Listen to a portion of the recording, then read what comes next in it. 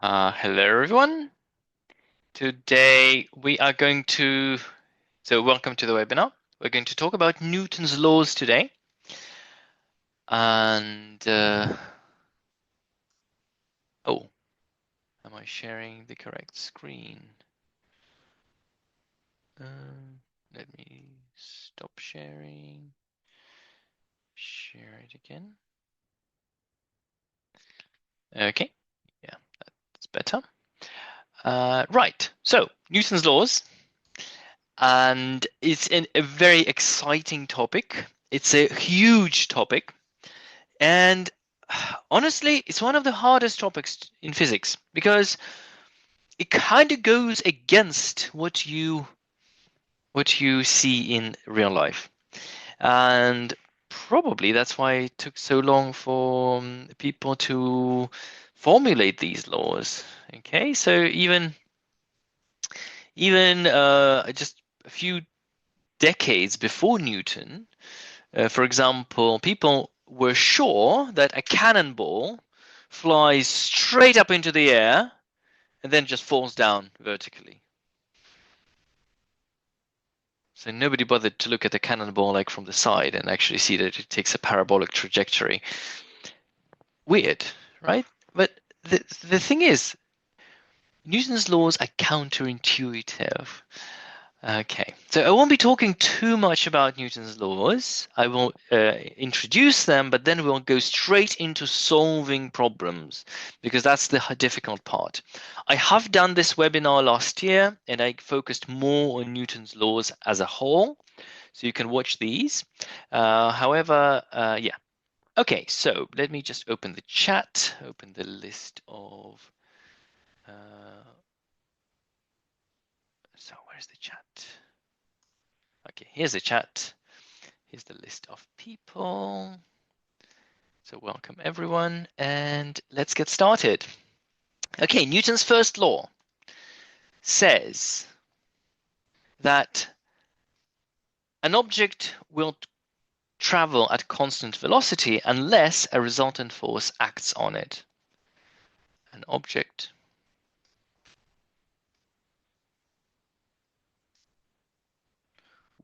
something's wrong with my. Okay, maybe just close some windows.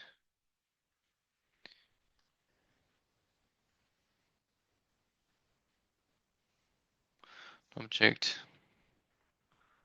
will travel at constant velocity.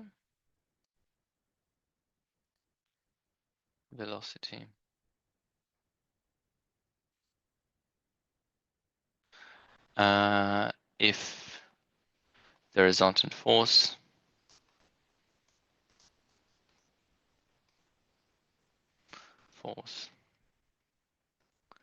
is 0. Now, we need to mind that this constant velocity can be 0. So for example, if your velocity is 0, it will remain 0 unless there is a resultant force. Newton's second law says that your acceleration is proportional to force. Acceleration is proportional to force, and usually that is written as F equals ma. I always say, well, that's not good enough. I say use resultant force equals ma. Or even better, if you write that acceleration is the resultant force divided by m. Because after all, acceleration is caused by a force, not the other way round. If you have a force acting on an object, that object will accelerate. But there's a problem with this law. Like, if we say, so consequence. If the resultant force is 0, then acceleration is 0. And if acceleration is 0, that means velocity is constant. Isn't that what it says here? Like, isn't Newton's first law just a consequence of Newton's second law? Why do we why do we need a whole separate Newton's first law if we have the second law, which includes the first already? Well, because the way it is formulated in school books is this: they miss out a crucial part. There exist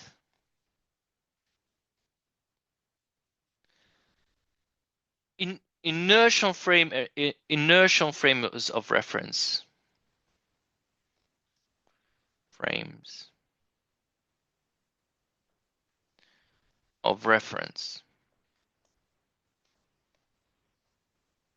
So something's wrong with my pen. I'm not sure what's going on. Let me see if I can close some more.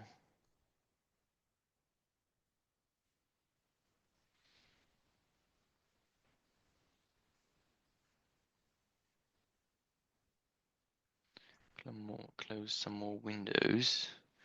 Maybe that would help. Try refreshing.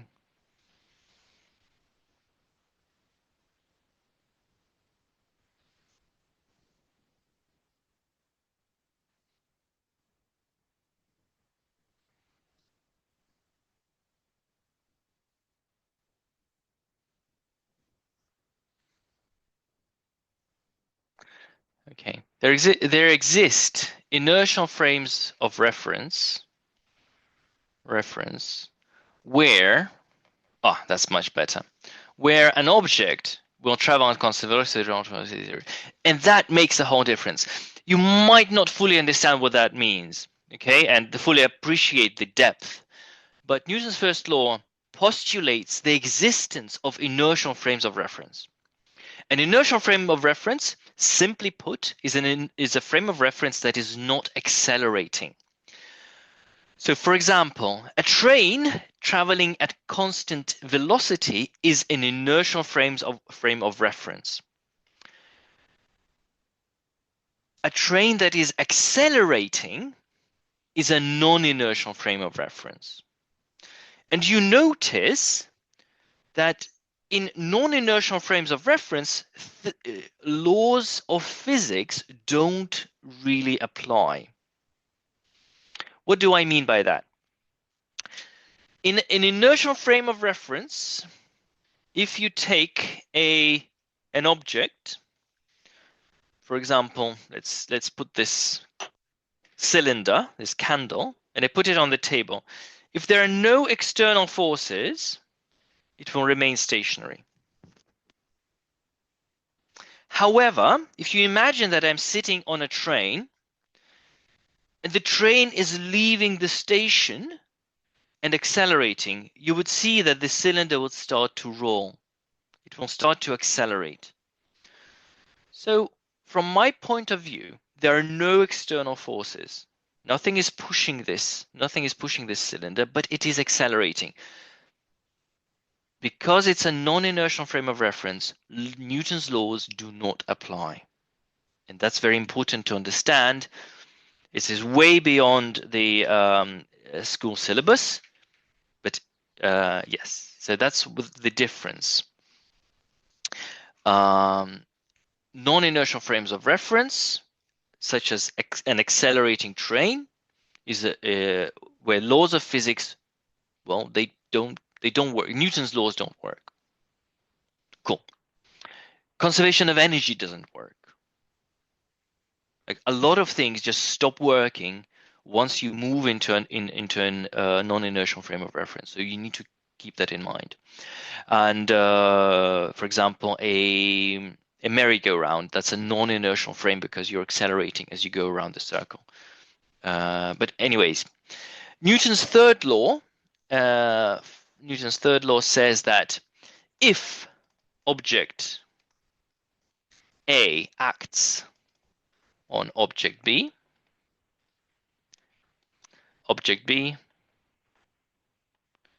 B acts on object A, the force is the same magnitude, opposite direction. Same type of force.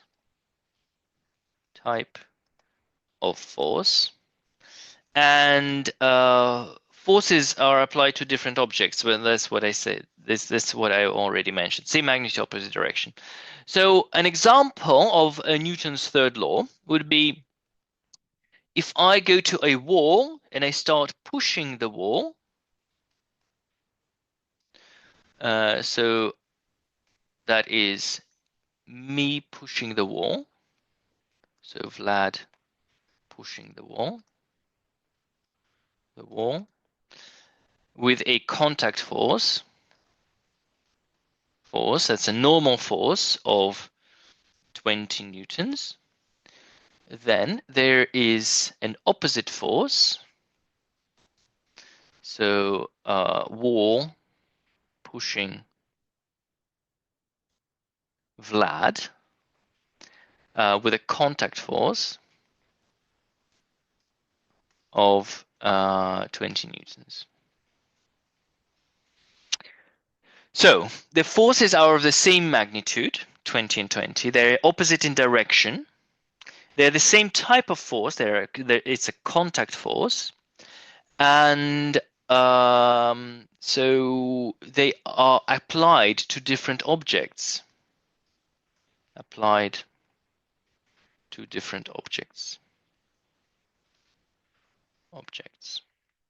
One force is applied to me, and the other force is applied to the wall. So that's important to understand. Because sometimes you would see someone say, okay, so there's a book on a table. So that's a table, supposedly. And then for the book, there is the gravitational force, mg, and there's the normal reaction force. And they say, well, if mg is 20 newtons and n is 20 newtons, oh, that's Newton's third law. It's not, because it's same magnitude, yes. Opposite direction, yes. Same type of force. That's not true, because this is a contact force, and that's a gravitational force. They're forces of the different type. So that's not an example of a Newton's third law pair, and they are not applied to different objects. That's not true, because both forces are applied to the book. So that is not a Newton's third law pair. So example, third law pair. And this is an example of not a third law pair. Okay. How much do you, on a scale of 0 to 10, how well do you understand what I just demonstrated? What constitutes a pair of forces and what doesn't? Okay. I do have a video on this topic. There's a link in the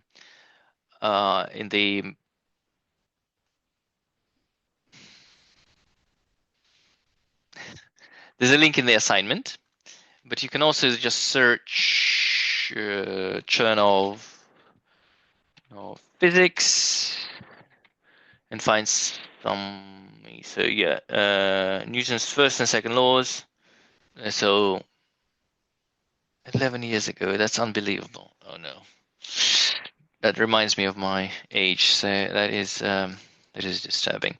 Anyways, yes, you can find my videos there. Now, problem 1 is a very easy problem. You need to find the resultant force.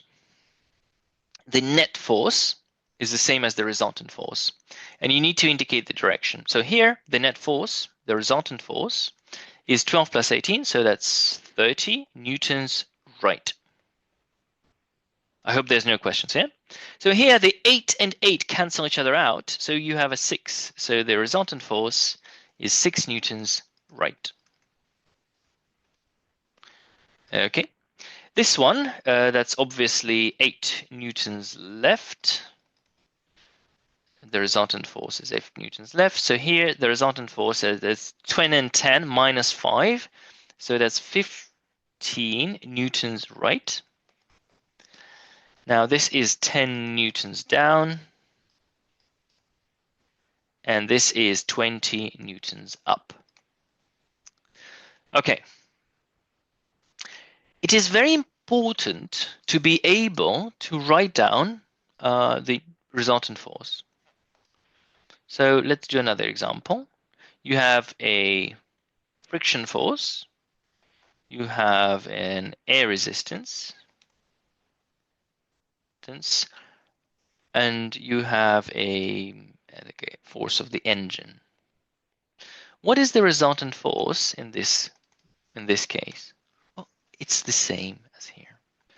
You decide which way the object is moving. So it looks like it's moving to the left. So the resultant force is force of the engine minus force of friction minus force of air resistance. Okay.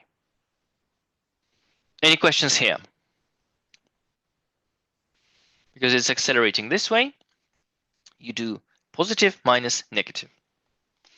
And this is the main theme of today's session. Learning to do this makes you a good physicist without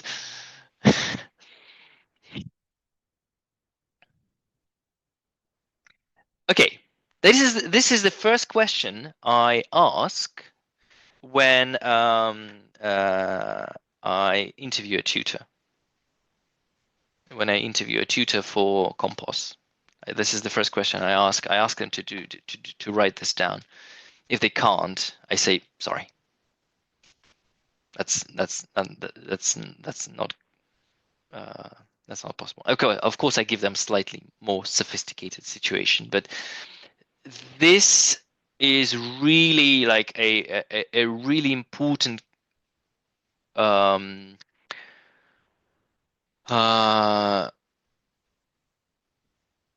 thing.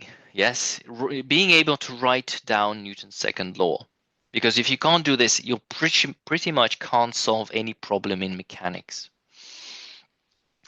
Okay, so let's show how this is done. So the Newton's second law. So how to use Newton's second law, and this is the main thing that we want to know about today's session. To write Newton's second law, let's make it a separate frame because it's super duper important. And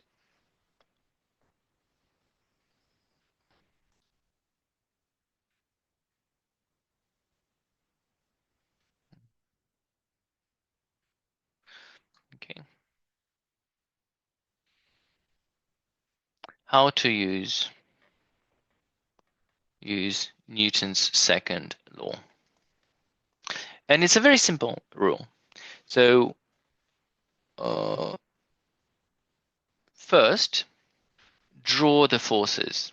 Draw forces acting on a single object.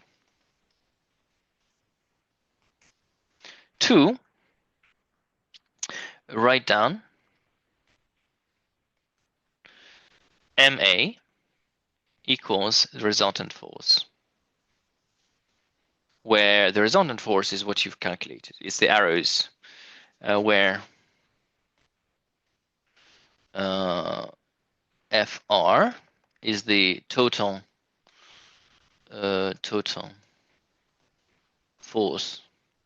force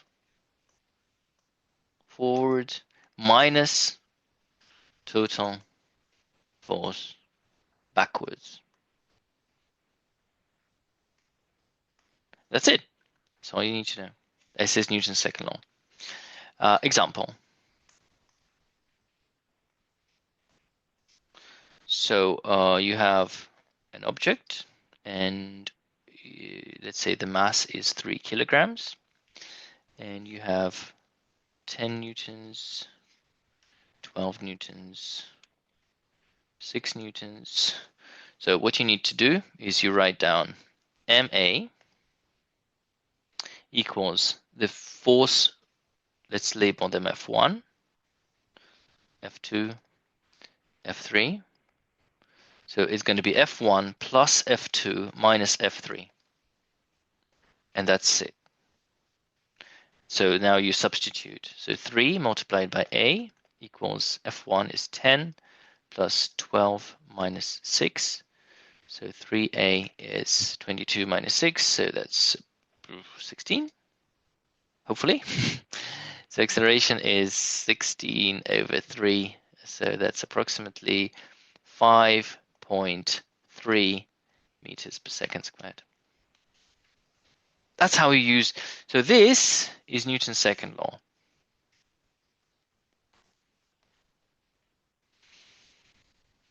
Okay, and it's really important to be able to write it down this way. Okay, so we won't do a lot of this today. So a mass of 2 kilograms resting on a rough horizontal table. The maximum frictional force between the mass and the table is 12 newtons. The block is attached to a hanging mass so that it goes over the pulley. What is the largest mass that can hang in this way without forcing the block to slide? Nice. So what I do is I draw each object separately. So I draw the block on the table.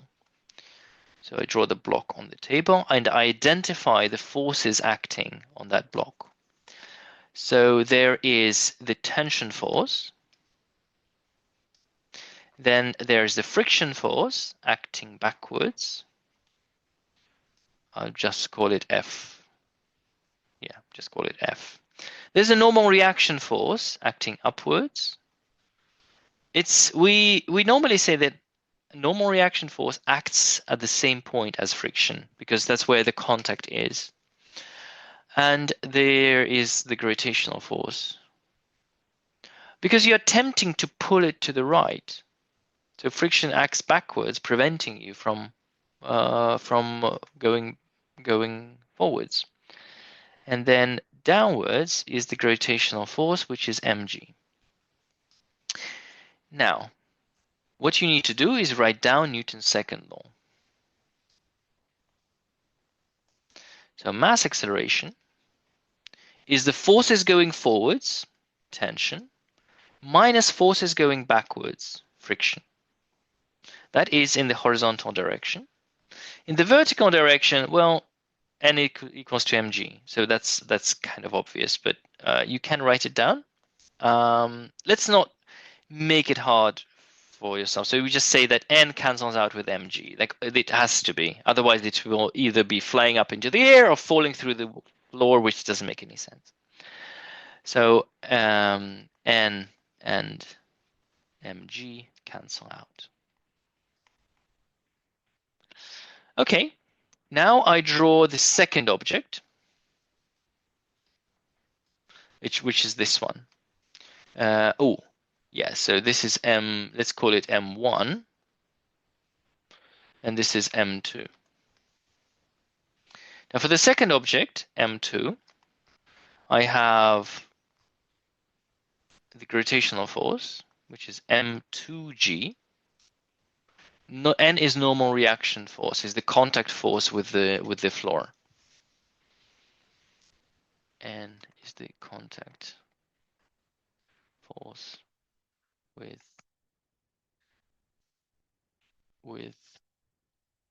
the floor. And up is tension in the rope. Okay, so I write down Newton's second law. Force is going forwards, so it's attempting to go downwards. So M2A is equal to M2G minus tension. But I know that it is stationary. What is the largest mass that is without forcing the block to slide? So we know that acceleration is zero. Acceleration is zero. So from here, we have two equations. M1A equals, oh, that's zero. 0 equals t minus f. And 0 equals m2g minus t. So from the second equation, I can work out that t is equal to m2g. And m2t, from the first equation, t is equal to the friction force. So from here, I can say that the friction force is m2g, and therefore m2 is the friction force divided by g. The friction force is 12 newtons divided by g, which is, well, let's say 10 newtons per kilogram. So that is 1.2 kilograms. That's the answer. So what I did is I written down, so algorithm. First, write Newton's second law for both masses. 2, obtain simultaneous equations.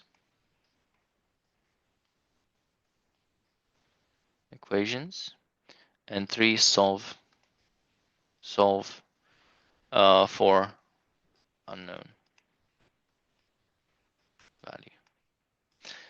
This is the general algorithm of solving all the problems. So you write down Newton's second law. That's first equation. That's second equation, and then you just solve them simultaneously, and to get the answer, which is 1.2. Okay. Let's do question 12. It's slightly different, but hopefully that makes hopefully that will help. A 455 Newton crate is being pulled. So 455 Newtons, that's the weight of the crate.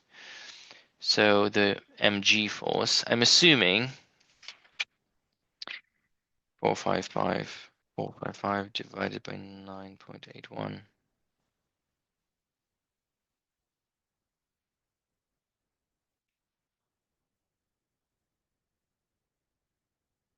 No.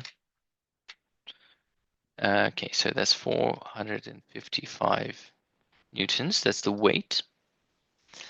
The normal reaction, of course, is also 455 Newtons because, oh, no, sorry, it's not. That's so silly of me. No, it's not. There's a force 30 degrees to the horizontal. So there's a normal reaction force, N, and there's a friction force to the left, which let's call it F friction, F fr. The frictional force. What is the magnitude of the pulling force? Okay, so we want to find the pulling force F. Question mark. I need to resolve F into components. I will resolve F into a horizontal component and a vertical component. So this is going to be F cos 30 degrees. And this is going to be F sine 30 degrees. These are resolving these. So effectively, F can be replaced with two forces. And now I can write down Newton's second law in the vertical direction and in the horizontal direction. So vertical, mass of the crate times acceleration. The vertical acceleration, we say it's AY. Vertical acceleration is the vertical forces going up. So N plus F sine 30 minus forces going down, so 455. Now horizontal, so forces going forwards, so MAX, forces going forwards which is F cos 30, minus forces going minus force of friction.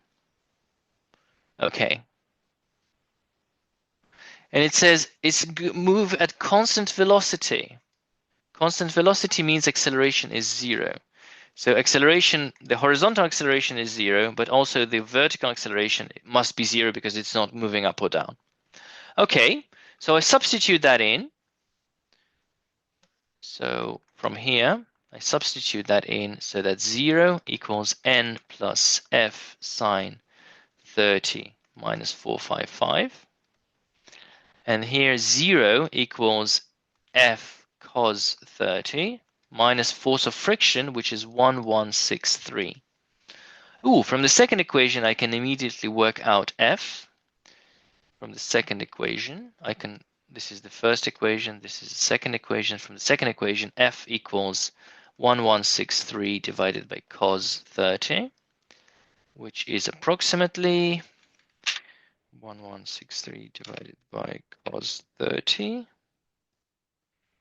1342 newtons. Okay, reasonable sig fig, so 1340. And we can also work out the normal reaction force and have a chat about why the normal reaction force is not equal to mg.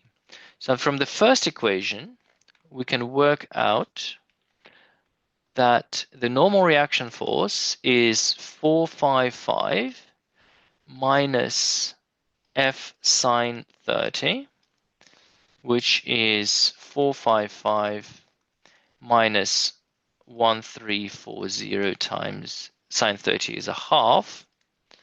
So that's 455 minus, I think they messed up the question. They did.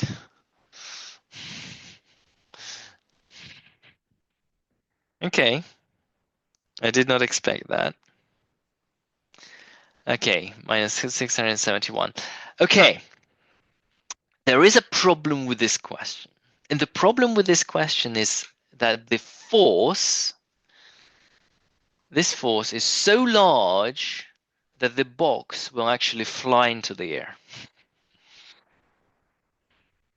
That is because this is less than 0. Less than 0. If the normal reaction is less than 0, that means you're flying off. F is so large that the box flies off the table. Sorry. People make mistakes, and books make mistakes as well. I didn't know that this was a mistake. But anyways, you saw how we could find n. The normal reaction force. And it is certainly less than mg. It is actually negative, which doesn't make any sense. It can't be negative. You can't have a negative contact force unless they stick together. Yeah, unless it's glued, the normal force, the contact force can't be negative. Anyways, moving on. A mass m is connected with a string to a smaller mass m. So I'll try to be, I don't know, more brief here. Like mass m, large m, connected to a string with smaller mass. Okay, we start with the smaller mass, and we draw the forces. So there's the gravitational force mg, the upwards force, that's tension. And the string, and we immediately can write down Newton's second law. Mass acceleration is the resultant force. So it's the total force going forwards, which is down, mg, minus the total force going backwards, which is t. I decide which way is forwards, which way is backwards. Yeah, it's not always obvious. So I've decided that down is positive. So imagine it's accelerating downwards. But I also know that it is resting. It's resting, so acceleration is 0. Oh, so 0 equals mg minus t. Oh, that's come in handy. That's a very nice equation. Now, to the second one, to the second mass with a capital M. So there's a force, there's a rope pulling along, pulling up. There's a gravitational force, which is mg, and there is the normal reaction force, which acts perpendicular to the surface. And they're assuming the normal reaction force, and I'm assuming that there's no friction.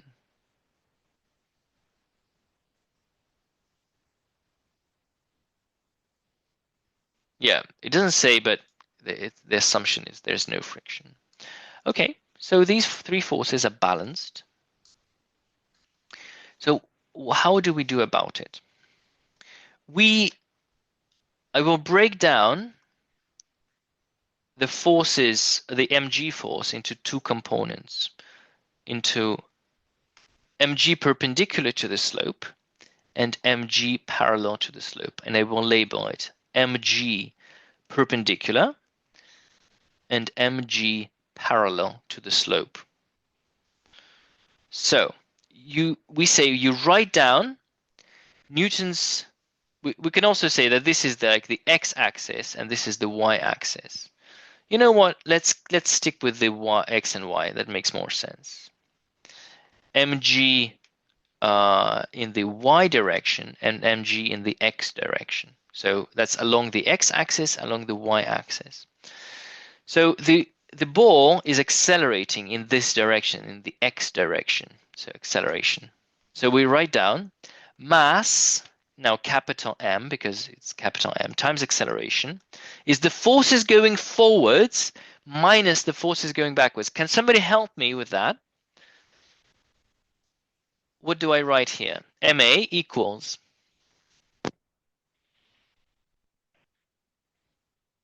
very good, Ben.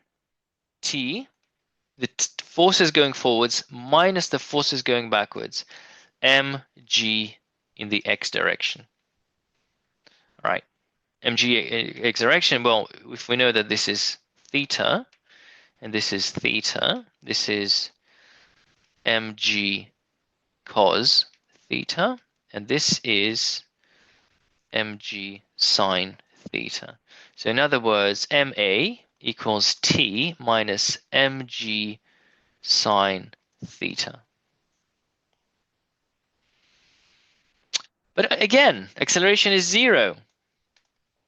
So 0 equals t minus mg sine theta. Beautiful. And that's your second equation. The first equation, second equation. And now I combine the two equations and I get t is equal to mg, and on the other hand, t is equal to mg sine theta. I can write down mg equals capital Mg sine theta. So g cancels. And what is the question? What must the angle of the plane be? So you need the angle. So sine theta is equal to m over m capital. So theta is arc sine of m over m. And do we know the masses? No, we don't know the masses, so that's fine. So that's the answer. Okay. So this, I will label this with a star and this with a star. This is where physics ends. And from here is just maths, is simultaneous equations. Nice. Okay. Angle, now this is an accelerating train. And I was saying at the beginning that this is a non-inertial frame of reference. So if you are inside the train, then laws of physics don't apply, don't work. So we're not sitting inside the train, we're sitting outside the train. So we are in a stationary frame of reference. A frame of reference is just a coordinate system, effectively. So you can say that you are in a stationary system. So you're not looking at you're looking at an accelerating train in an inertial frame of reference. That means you're sitting on the ground and you're looking at an accelerating train. Okay. So now let's look at this ball. And it has two forces acting. There's the gravitational force, mg, and there's the tension force. Now, for convenience, we will direct the x-axis in this direction and the y-axis in this direction. So we can say that we can resolve the force, the tension, into two components. So this angle is theta, this is t cos theta, and this is t sine theta. So we kind of can forget about this force. We've resolved it into two. So the ma in the horizontal direction is, the resultant force is just t sine theta.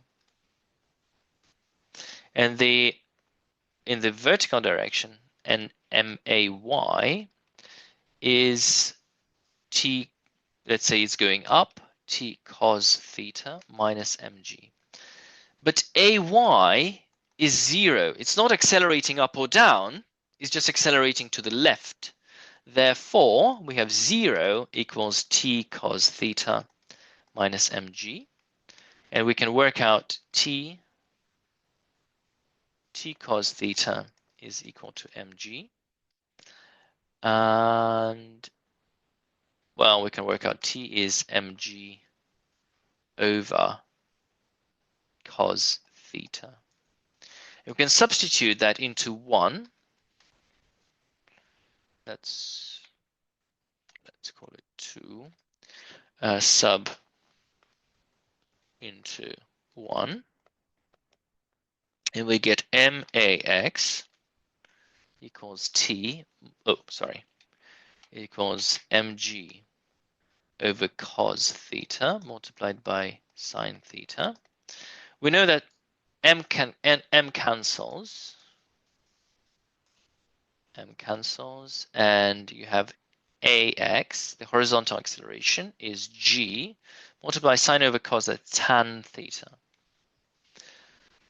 So what are we looking for? Find acceleration if the angle is 10 degrees. Okay, that's easy. So acceleration is g, which is 10 multiplied by tangent 10 degrees, which is approximately, let me try to guess the answer. Tan 10 degrees. 10 degrees is roughly 0.2. It's approximately 2. 10, 1.76.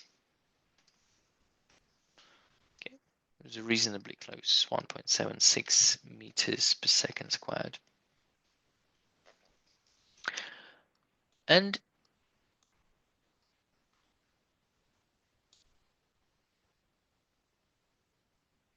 if the angle is 10, what do you think this device is called? What can we use this device for? If we measure the angle, we can find A. Do you know what this device is called?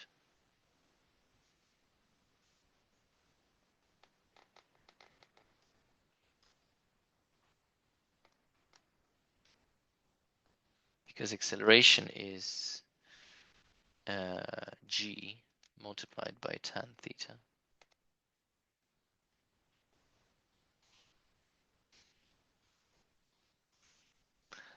It's called an accelerometer. If you're sitting in a train and you have a mass on a rope and the train is accelerating, you can measure the acceleration. Yeah, accelerometer. Absolutely. Your phone has at least, usually has 3 accelerometers. It detects acceleration in every direction, in the X, Y, and Z direction. So that's how you can play, games where you turn it and it does things for you. Or you can shake your phone and it does something as well. Yeah, so accelerometers, they don't look like mass on a rope. They're slightly more sophisticated. They're mass on a spring, but it doesn't matter. It's the same idea. You can measure the things. Now, if the train wasn't accelerating, the rope would be just vertical. Okay, if A is 0, theta would be 0 as well. It would just be vertical. So 0 degrees vertical. And yeah, if acceleration was 10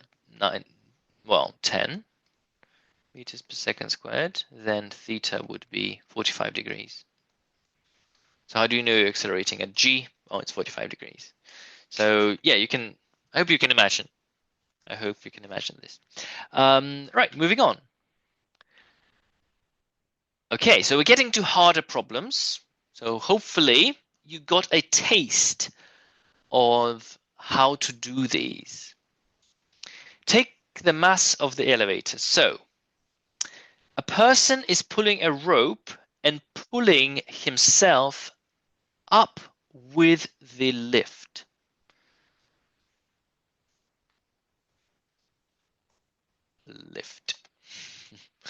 Okay, so we need to find the forces on the lift and the person. So let's start with the person, I guess, because that's going to be easier.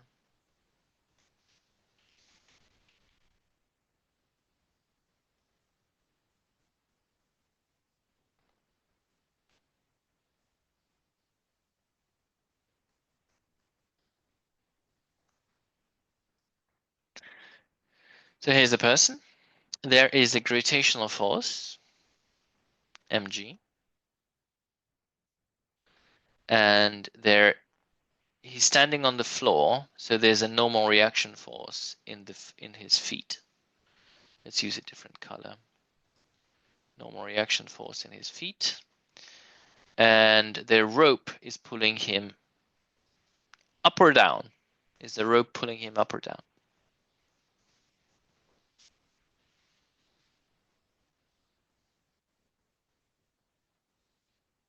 He's pulling down on the rope.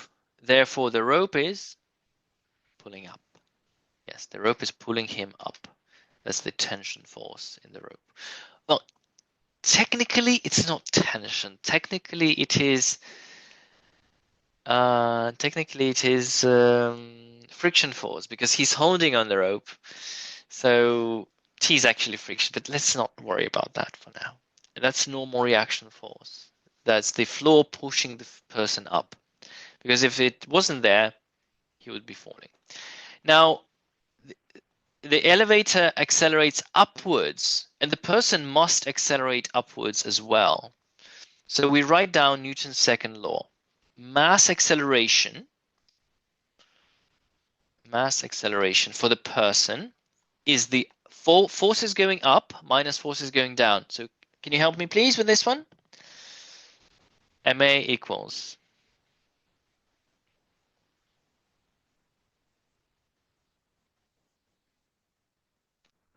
T plus N minus mg. Yes, T plus N minus mg. Thank you very much. T plus N minus mg. Good. Now we look at the lift.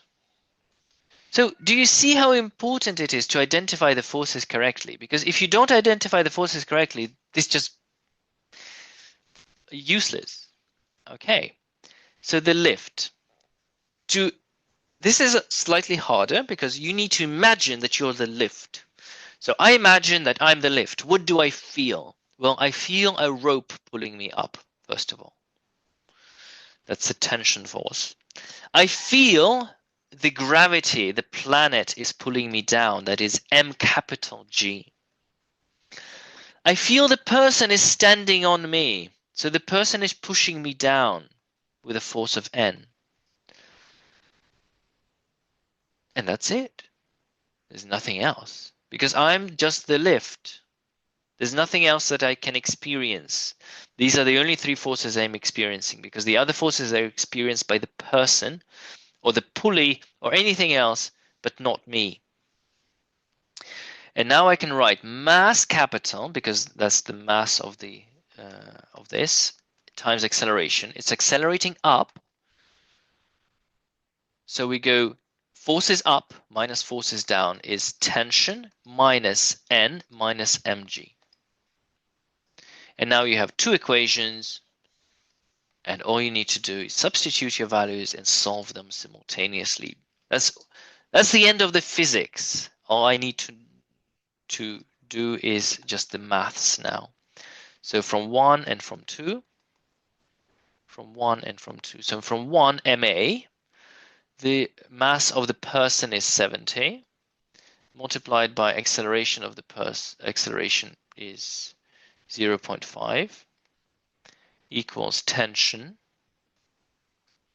which we don't know, plus the normal reaction, which we don't know, minus mg, that is 70 times 10. All right, now the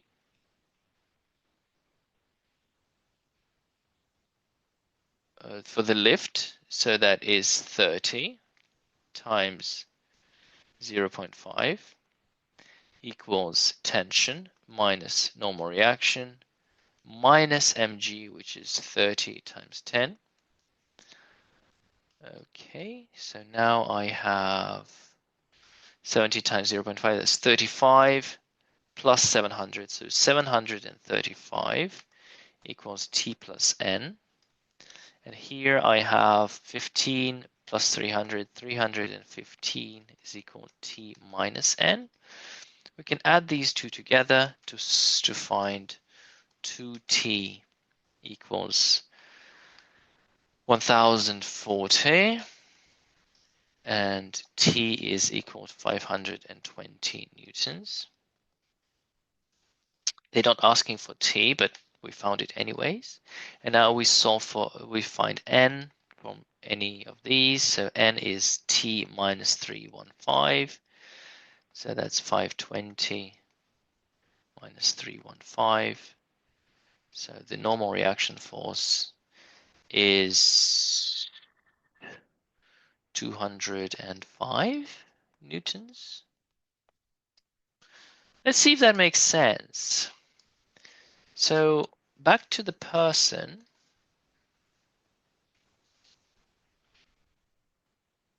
Back to the person and back to the lift. So the person has three forces. So there is the gravitational force, which is 700 newtons. Then there's the tension force, which is 520 newtons. And then there is the normal reaction force in the floor, which is 205 newtons. What's the resultant force on the human? Resultant force on the human is 520, so 725 minus 700, which is so 520 plus 205 minus 700, that is 25 newtons. 25 newtons, and with a mass of 70 kilos. Oh, that doesn't make sense. Where did I go wrong?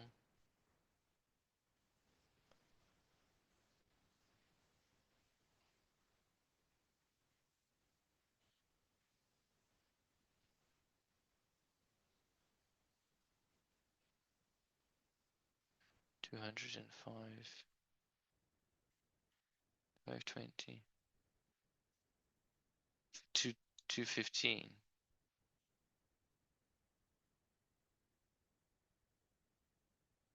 Why is it 215?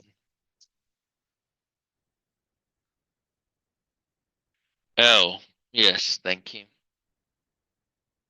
15. represents 525 and 525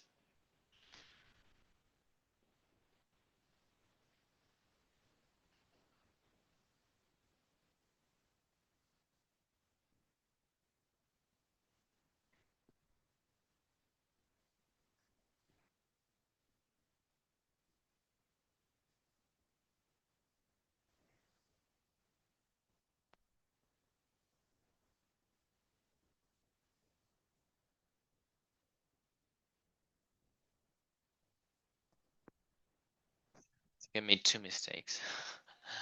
Okay, 525 minus 315. 525 is 525 minus 315. That's 205. No, 210. Okay, 210 newtons. 10 newtons. And so 525 plus 210, that's 35, of course, 35 newtons. That's the resultant force on the human. And for the lift, and that makes sense because if a 35 Newton force will accelerate a 70 kilogram person at an acceleration of 0.5 newtons, 0.5 meters per second squared, which makes perfect sense. Now for the lift, there is the normal reaction force, which is 210 newtons. There is the rope, which is pulling as 520 newtons. And then there is the gravitational force, which is 300 newtons. So the resultant force on the lift is 520 minus 300 minus 210, which is 10 newtons.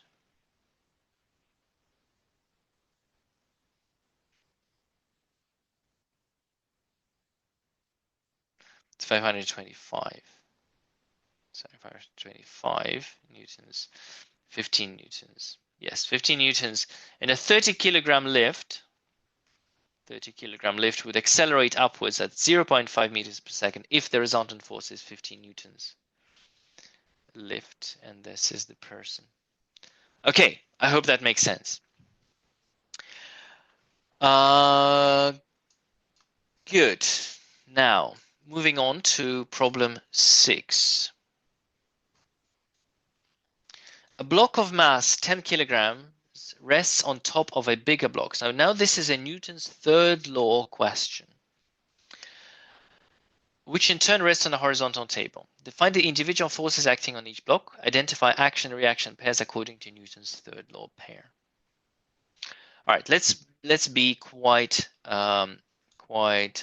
detailed in this one. So the 10 kilogram block, we draw the 10 kilogram block, and then we draw the 20 kilogram block.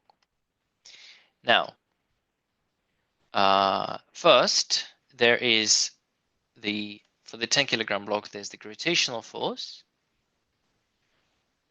So M1G, let's call it M1. This is M2, M1G. Then there is the normal reaction force, and let's call it N1. Now, for the second block, there is the gravitational force, M2G.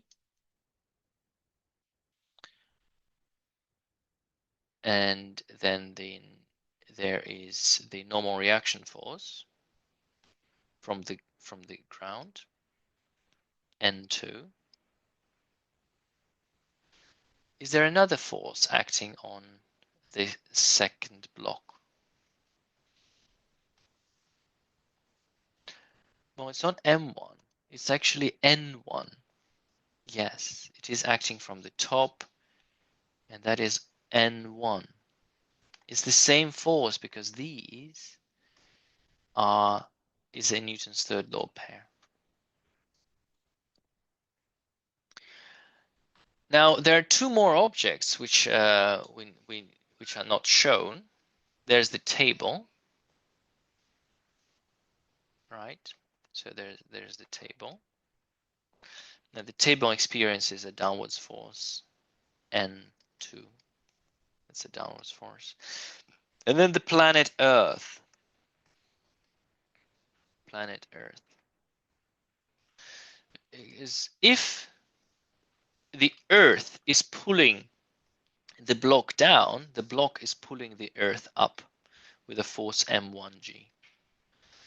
And the second block is also pulling the Earth up with a force of M2G. Okay, so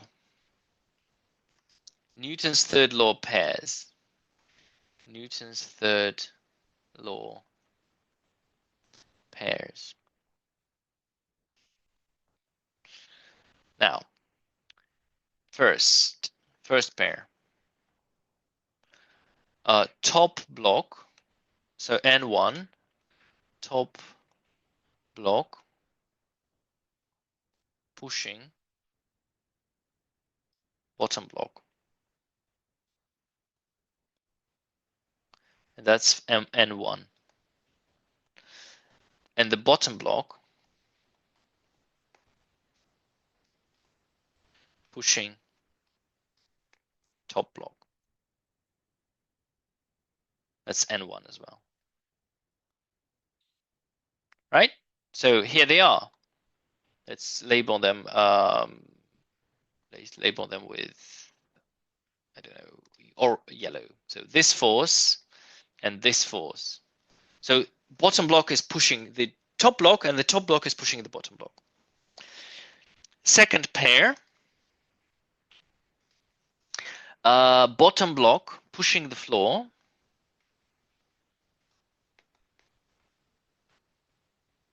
Pushing floor. This is action, pushing floor, action. And then the reaction is the floor pushing bottom block.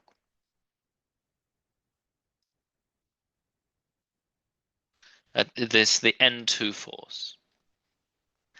So you can see that here. So let's label them N2. This is N2, and this is the floor being pushed down. So the block is pushing the floor, and the floor is pushing the block. Now, cyan, the planet pulling the block, and the block pulling the planet.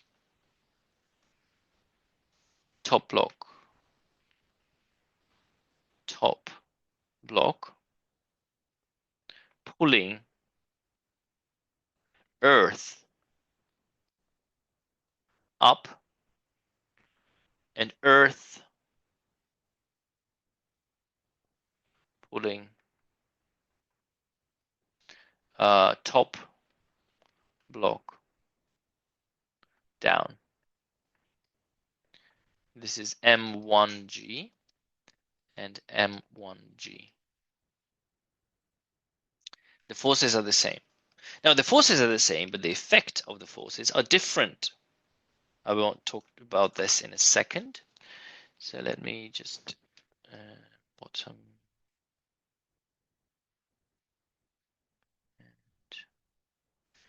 and so bottom.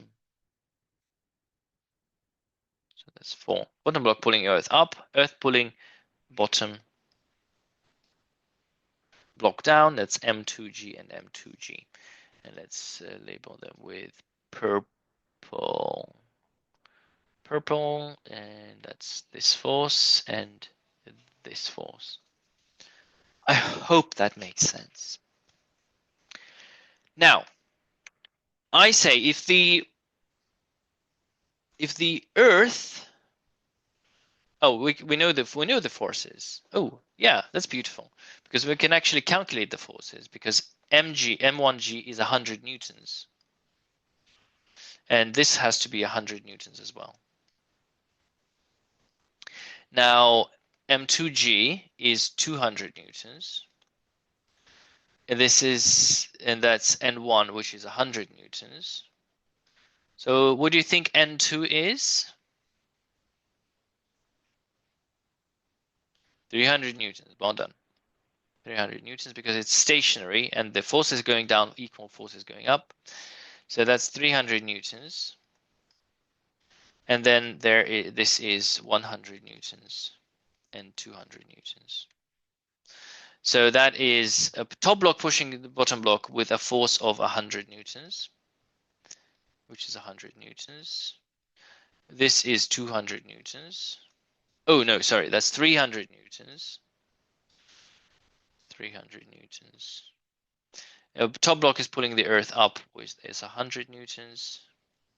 It's 100 newtons.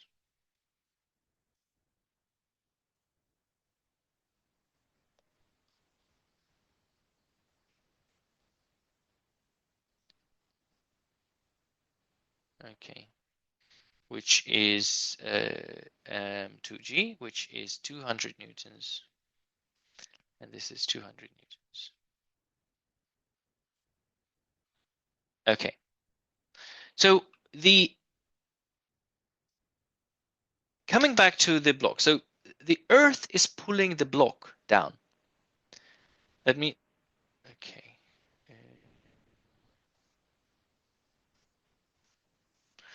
The block, the earth is pulling the block down with a force of 100 newtons. And that means that the block is pulling the earth up with 100 newtons as well. The force is the same, but the effect of that force is very different. Because the forces are applied to different objects. One force is applied to the block, which is only 10 kilograms. And the second force is applied to the planet Earth, which is 60,000 trillion kilograms. Okay? No. 60,000. 6 million trillion. Okay, that's fine. It's a lot of kilograms. That the 100 Newton force doesn't have any effect on the planet Earth, any visible effect for that matter. But the effect on the box is actually quite tangible. The box falls down. Okay. I hope that makes sense. So the force is the same, but the effect of that force is very different. That's why that's quite confusing in terms of Newton's third law. Problem 7, and hopefully problem 8 we'll talk about friction a little bit because friction is fascinating. But I have done a whole webinar on friction, so please watch last year's webinar. There's a lot of stuff on friction. Two bodies are joined by a string and pulled up an inclined plane that makes an angle of 30 degrees to the horizontal. Calculate the tension of the string when the bodies move with constant speed. Okay, so A, moving with constant speed. That means that their acceleration is 0. But that's fine. I don't really need to look at them separately. I'll just look at the forces. Okay, so the bottom block, the 8 kilogram block, 8 kilogram, there is the gravitational force, let's call it M1, M2, M1G. There's a tension force pulling up, tension force. There's the normal reaction force from the ground. Let's call it N1.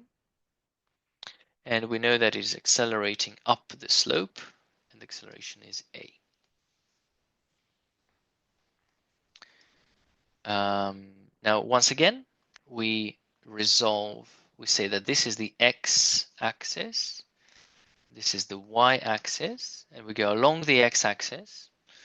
So along the x-axis, mass acceleration is tension. Now we need to resolve m1g. So this is m1g cos theta.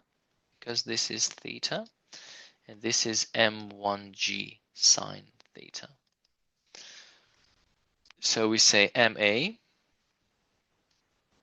is T minus M1G sine theta. In the y direction, vertically, well, these two forces have to be balanced. So 0, because acceleration in the y direction is 0, is equal to N1 minus M1G cos theta. That's the first equation. That's the second equation. Now for the second block, for the top block, it's going to be a very similar situation. It's going to be M2G. I split that into components. So this is M2G cos theta, M2G sine theta. Now here we have the normal N2, the normal reaction force here. And then there's the force F that is pulling up the slope. And there's a tension force, but the tension is now backwards tension. So now, if I write down Newton's second law, M2A is accelerating up the slope. M2A is the forces going forwards, F, minus forces going backwards, M2G sine theta minus T. And vertical forces that's in the x direction, in the y direction, N2 has to equal to M2G cos theta.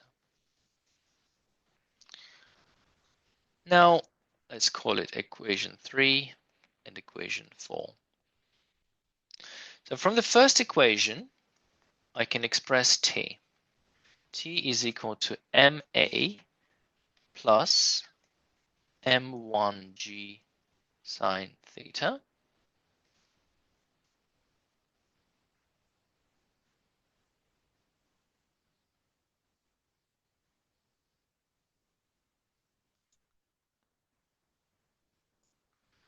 And from the third equation,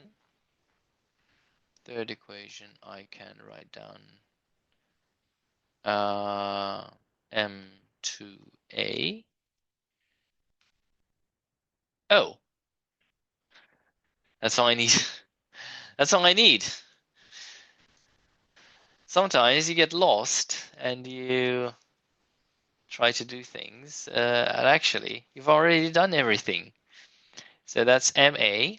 So if acceleration is 0, so A, if acceleration is 0, then the tension is M times 0 plus, that's M1 of course, M1 times 0 plus M1G sine 30 degrees. So that's M1, which is 8 kilograms. So that's 0 plus 8 multiplied by 10 multiplied by 0.5. 0.5, so that's 40 newtons. So the tension is 40 newtons. B. If they are accelerating, so acceleration is 2 meters per second squared, then the tension must be M1 multiplied by 2 plus, well, the same thing, plus 40. So that is 8 times 16, so 56 newtons. So you can imagine if you're accelerating, there's more tension in that rope. That kind of makes sense. And C, find the value of F. Well, rather than doing that, I'll just find F here. F. We find F from the third equation. So F is M2A plus M2G sine theta plus T. So M2A, that's 4 multiplied by acceleration, which is 0, plus m2g, so that's 4 multiplied by 10 multiplied by 0.5 plus tension, which is 40 newtons.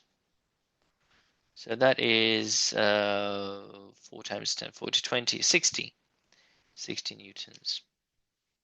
Okay, and here F is m2a plus m2g sine theta plus t, which is 4 times 2 plus, we already established that this is 20 plus 56.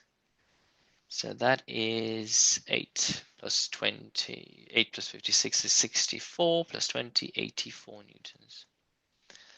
84 newtons, cool. So that's the force. Now, repeat problem 7, assuming coefficient of friction is 0.2.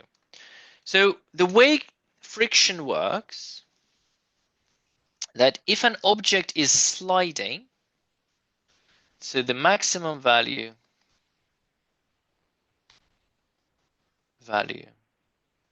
of friction, F friction, is mu multiplied by the normal reaction force.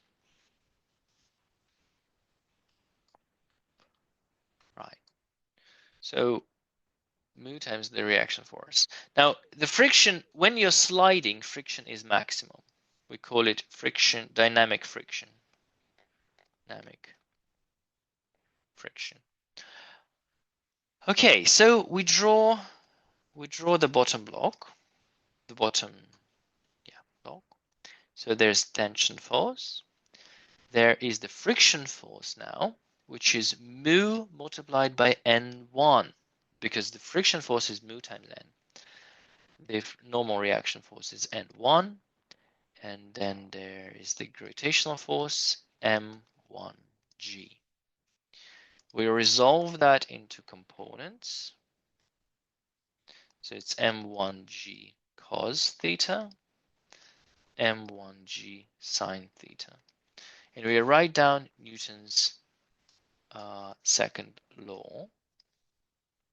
We say M1A is tension minus M1G sine theta minus mu N1.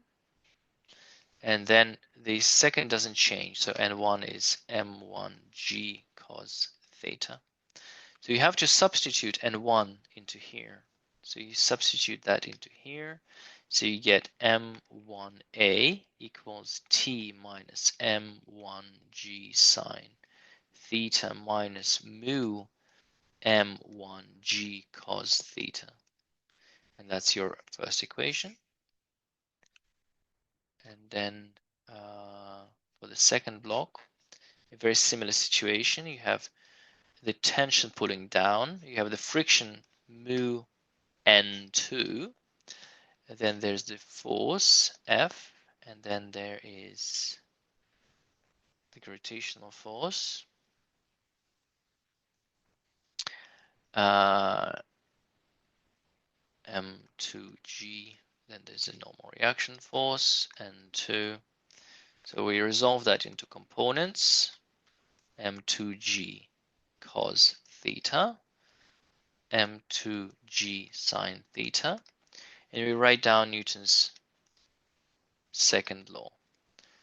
Forces going up, F minus forces going down, minus T minus mu N2 minus M2G sine theta, and vertical forces in the y direction, N2 is equal to M2G cos theta.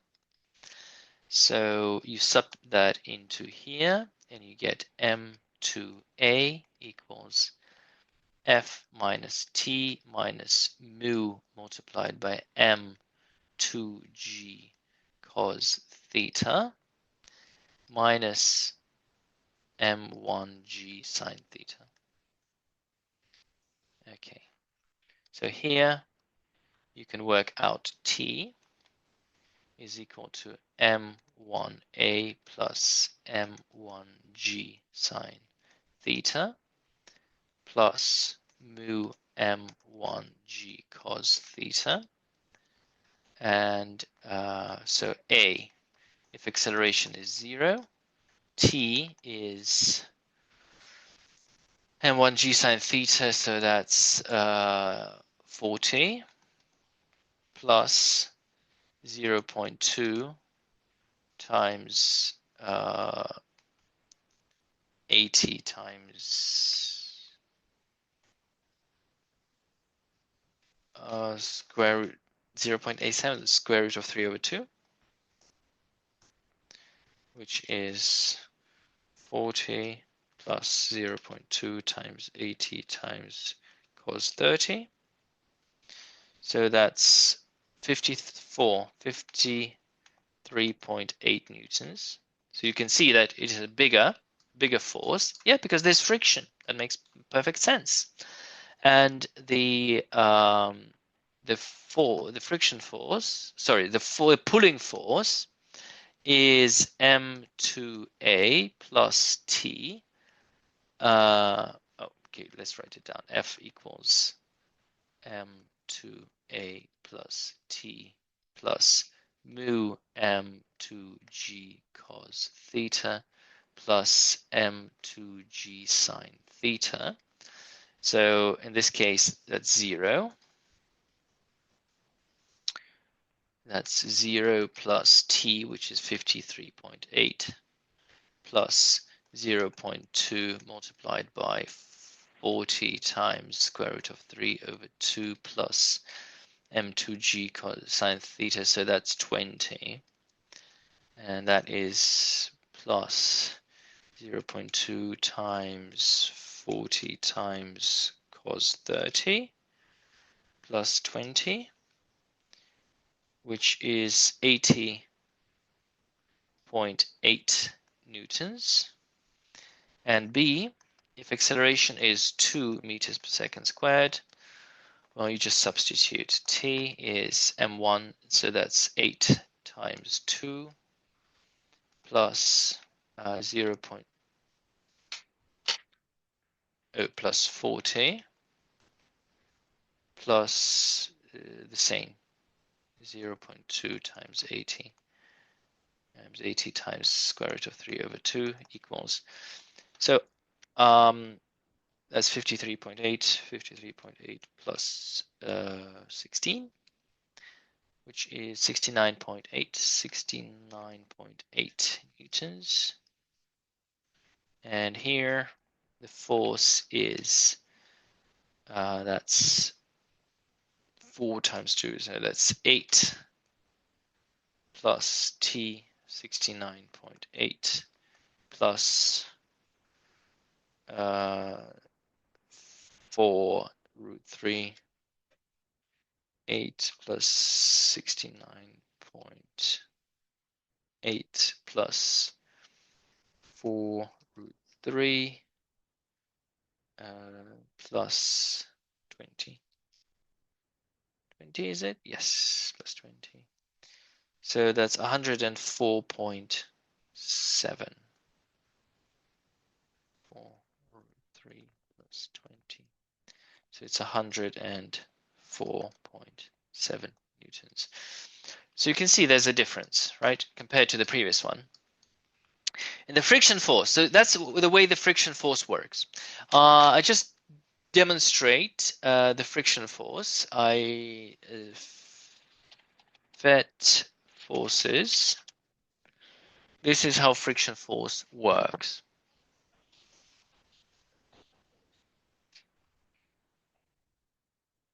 Oh,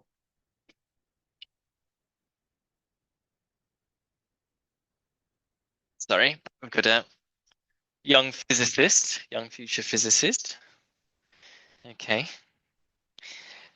So if you talk about friction, we talk about friction force, and if I values, and so if I if I push with 12 newtons, the friction force is 12 newtons. If I push with 18 newtons, the friction force is 18 newtons.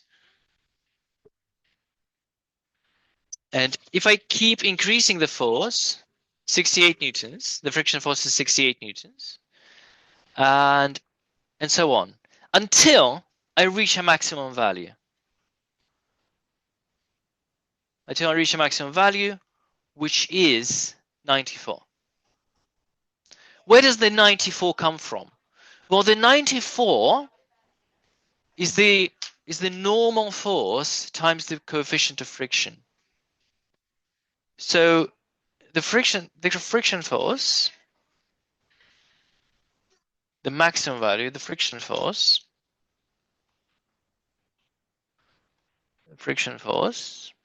of friction is mu, is the coefficient of friction times the normal reaction force, which is, in this case, the friction force is 94, and this mu, the friction coefficient, times the normal reaction force. The normal reaction, because the grate is 50 kilograms, the gravitational force is 500 newtons.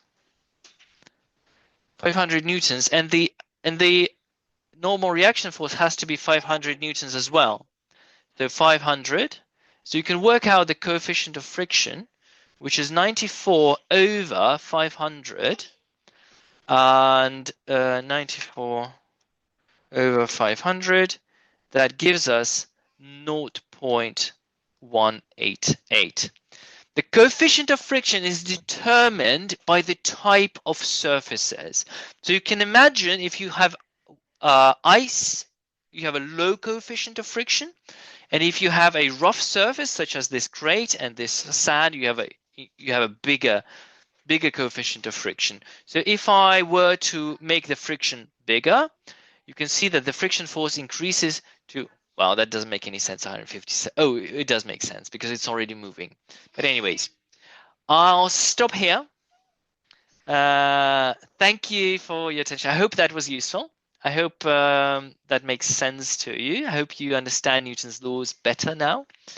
And unfortunately, someone's being very unsettled and I have to go. So see you all in 2 weeks' time, I think. The timetable is posted. I'll just confirm.